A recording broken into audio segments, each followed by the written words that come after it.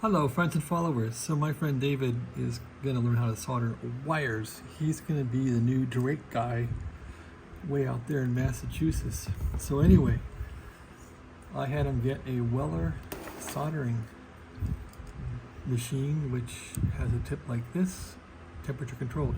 So here we have an RCA jack, common in audio and the amateur radio world. So you can see that little wire is poking through there. I always want to solder that wire to the middle tip. So to do that, the best way is the capillary effect will suck in the solder. But first, you have to get some solder on the side of that pin and get heat going into that center pin. So let's try that out. The first thing you do is just put a little bit of solder on your pencil here. It'll melt and smoke, and then put that on the side. And then that will usually draw the heat in. And you can just try to get the solder to flow. And when you put the pencil down lower, the solder should flow right in from the capillary effect. So there we go. Now let it cool down. And here you want to make sure you don't have anything on the sides that's residual. And wait a minute, because if you just touch this now, you'll get burned. And also the solder will still be molten and your wire will come out. So give it a second here to kind of cool down. And then you can see we got like a little glitch here. Just kind of pull it off, melt it, and look for anything else that's bad and just try and rub it off. Not too long because you'll reheat your connection, but just take a look at what you did.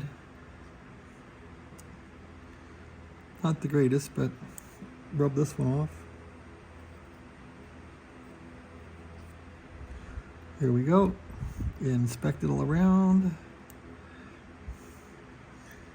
Little glitch right there. It's probably fine now. All right, and once it's cooled off, you can see if it's in there well. Always give it a tug and make sure the wire doesn't pop out. Just make sure you don't burn yourself. Okay, I can handle it. Give it a good hard tug and the wire shouldn't pop out. That's in there well. And you might ask, well, why do I need this plug? This is going to be for looking at signals from my transmitter for the oscilloscope. Check AM modulation. Okay, so that's good. We might want to strip the wire. So I'll go through now how to tin a wire too. Let me get the wire strippers. Give me a second.